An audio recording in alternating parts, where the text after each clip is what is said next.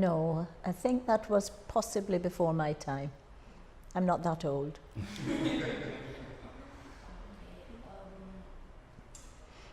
why did you come to Wales?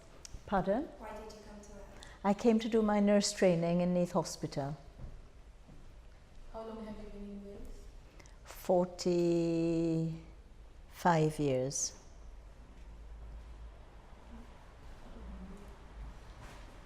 Where do you stay now?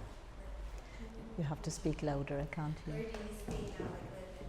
Where do I live now? Yeah. I live in Pontardawe. What year did you come? I came in 1972.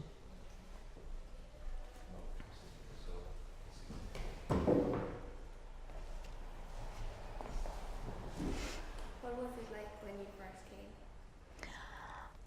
Rainy, wet.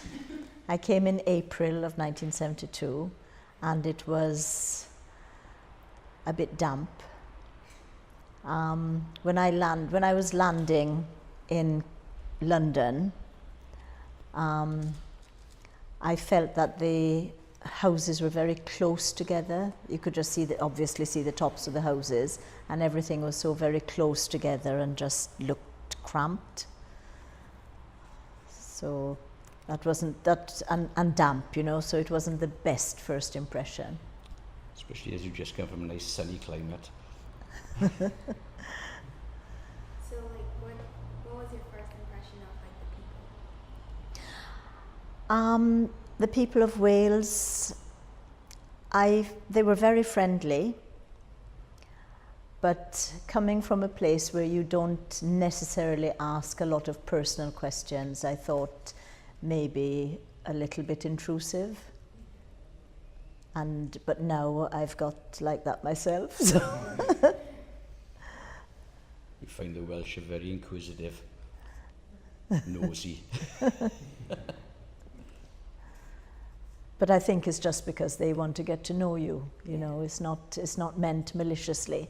It's just to get to know people and their backgrounds, and also the part of Wales I came to, they didn't see a lot of black people, so I think it was just interest.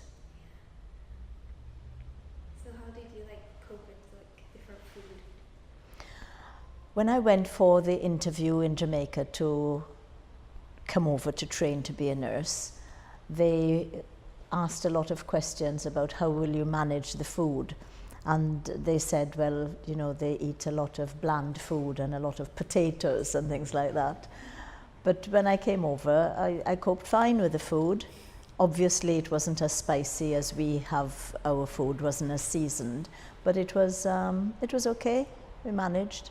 I was among other overseas students, so we used to, because we lived in the nurses' home, we used to cook our own food, and therefore there were people there from other parts of the West Indies, Africa, Malaysia and Mauritius, and they were cooking. We were all cooking in the same small kitchen in the nurses' home, so we learned from each other, so we picked up bits from other cultures as well. Do you often visit Jamaica? Not often now, because my family emigrated to America. Some of my family live in London, but some are in America. So do you go to America? We used to go to America quite often when my father was alive, but since he died, we haven't been quite as often. Have you ever been back to Jamaica since? Yes, we have. When was the last time? The last time we went to Jamaica was 2-3 years ago. about 3 or 4 years ago. More than 2. Is it? Yeah. 3. About 3 years ago. But we stayed as tourists really on the north coast. So how did you find the weather? The weather here, I've got used to it. Having lived here for so long, I've got used to it. So the weather doesn't really bother me that much now. I don't like the cold. I still don't like the cold. But the rain I can cope with.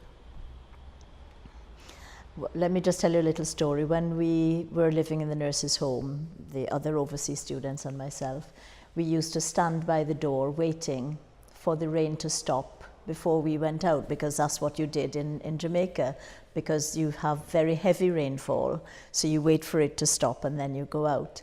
But people said to me, no, we don't wait for the rain to stop in this country. You just get your mac on, get your umbrella, and out you go.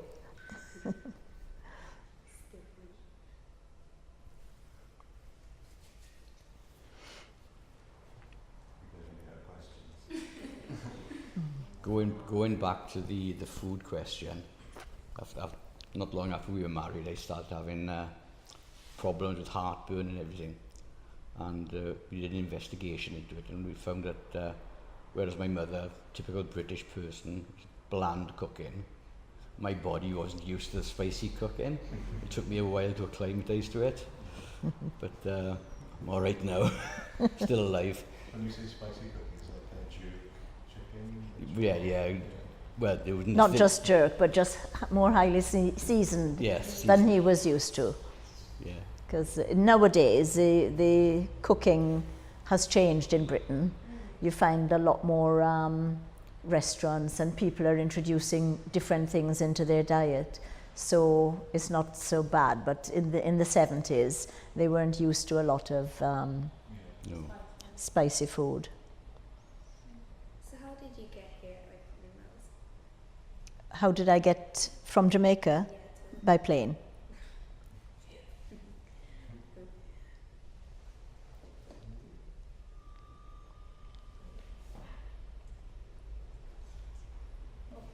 How many brothers and sisters do you have? A lot. Well, I'm from two families, so I've got my father and my stepmother and my mother and stepfather. So between the two families, there are 10 of us. So is there a big difference in culture? Not really, because Jamaica is or was under British rule. The culture was very similar, so not a big culture shock really.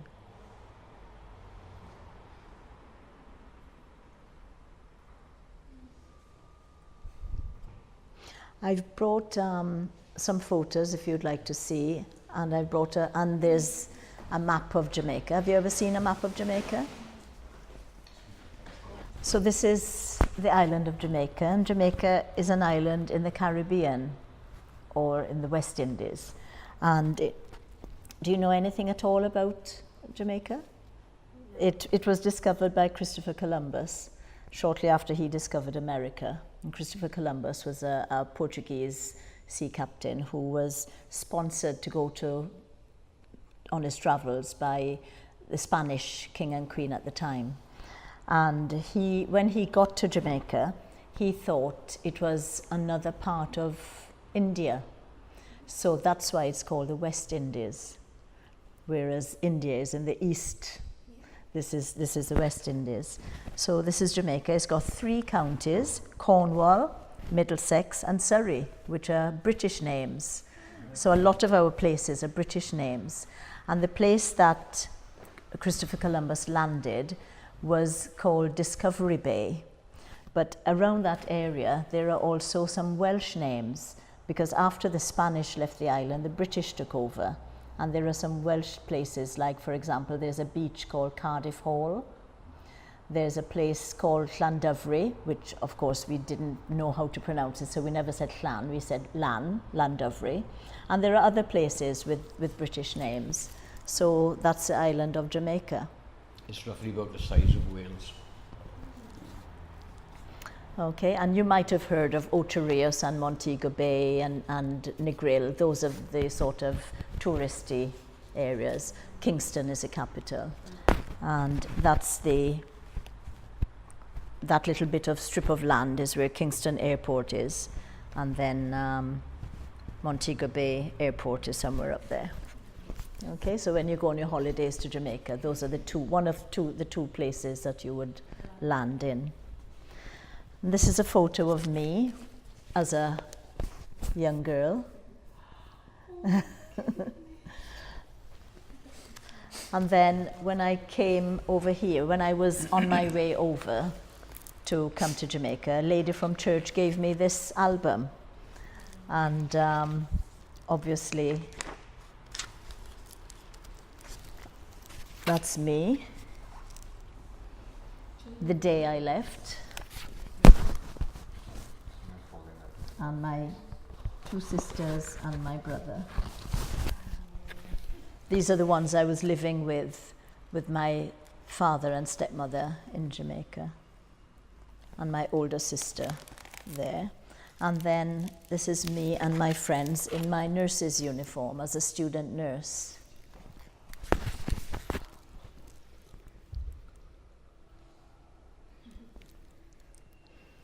So I started my nurse training, and in my set there were 2 other overseas students, and one was from, well, the other 2 were actually from Malaysia, and we are still in contact up to now. One of them is a very, very good friend, and the other one is still, I think she might have retired now, but if not, she's still working in theatre. So the set ahead of me had more overseas students than my set.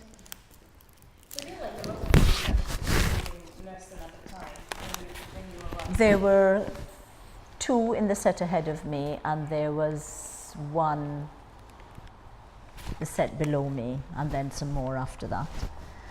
And this is a lady from Ghana. She was also training, but she was ahead of me. So that's me as a young nurse. And when I came over, I was very surprised to know that the matron was a man, because in the 70s that was unheard of, really. So that was Mr. Evans. He was the matron of Neath Hospital at the time. You may wonder how she knew about Neath. Why did she come over here to Neath to do nursing? Yeah. Because when she was living in Kingston, she saw an advert in the local paper for student nurses for Neath Hospital. She did not know where Neath was at the time, and that's how she ended up in Neath. And that's my friend Mary from Malaysia, and that's one of the other girls from the Philippines. And this is before I left Jamaica, these photos. So that's me as a young girl in Jamaica, and some other people there. So.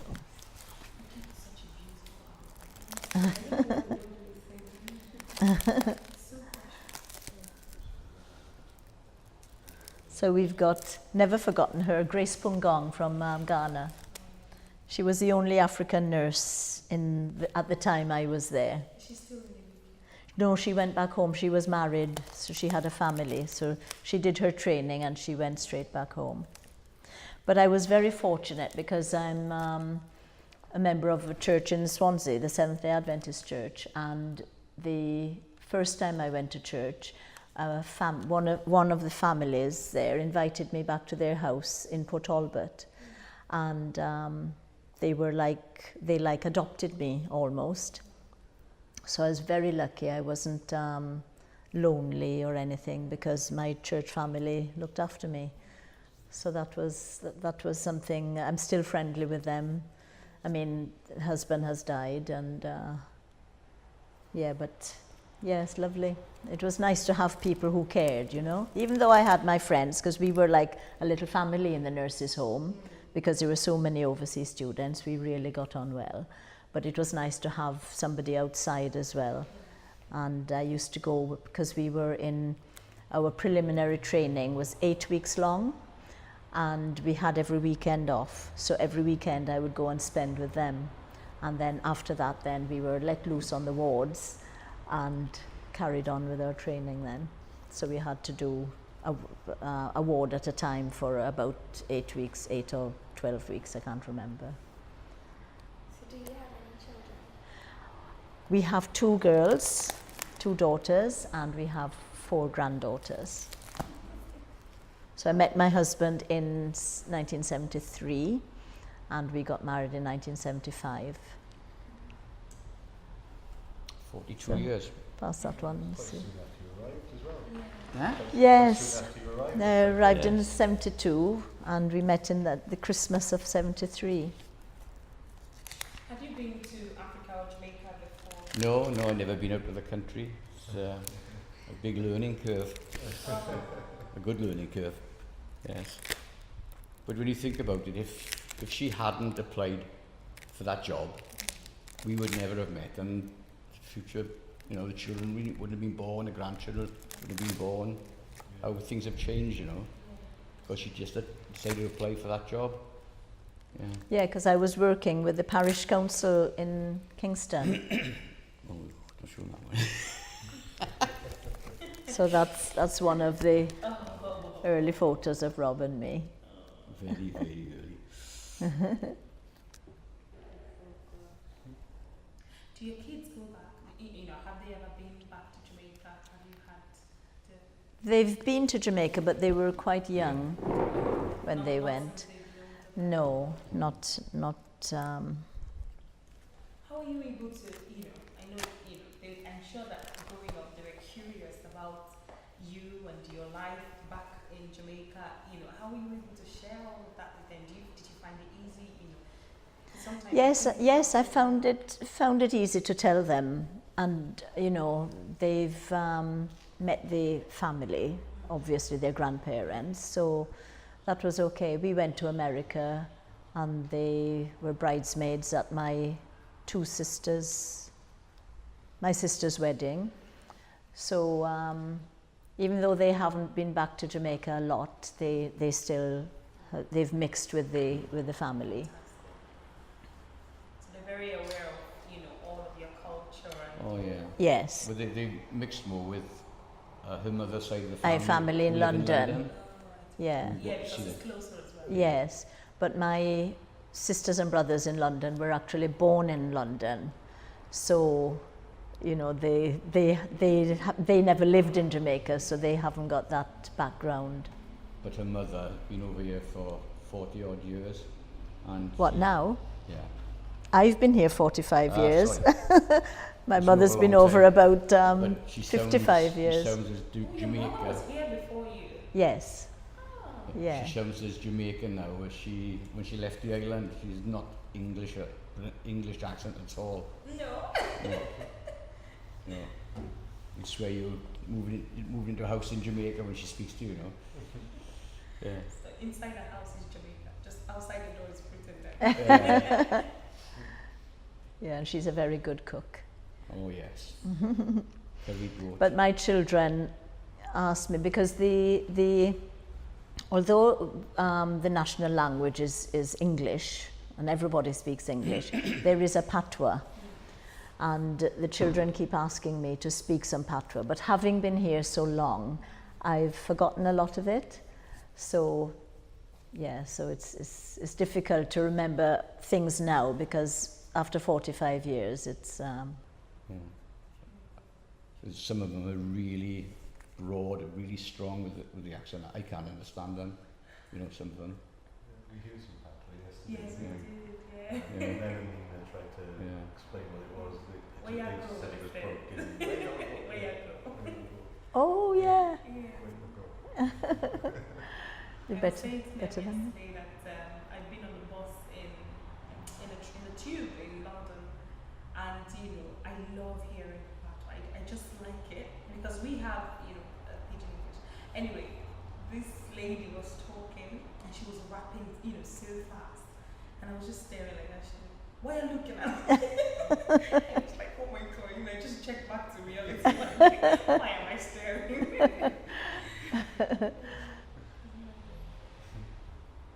So where do your kids like more, Jamaica or Can you say that again? where do you think your kids like more, Jamaica or here? Oh, they like it here, because obviously they like Jamaica for a holiday, but they've not been out there for a long time. So yeah, they like it here. I think holidays and actually living out there are two totally different things. Yeah. You know, they I think they would, I won't say struggle, but they haven't got, you know, what they've got over here, you know. It's different. Yeah. Spoiled for choice over here.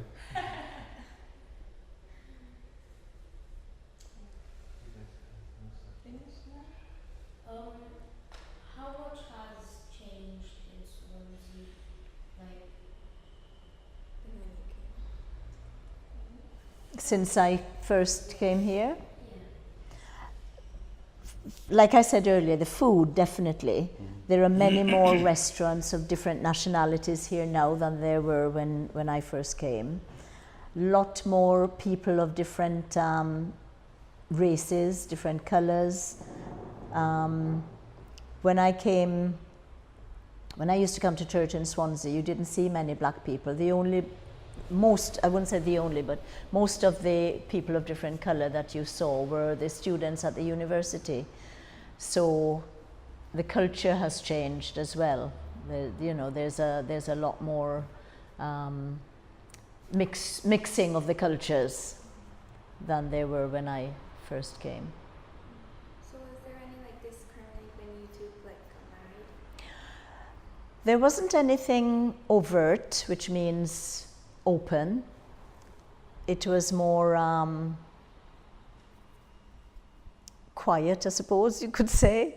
People used to stare a lot, but then they used to stare at me as a black person in a white person's world. But when the two of us got together, they stared even more.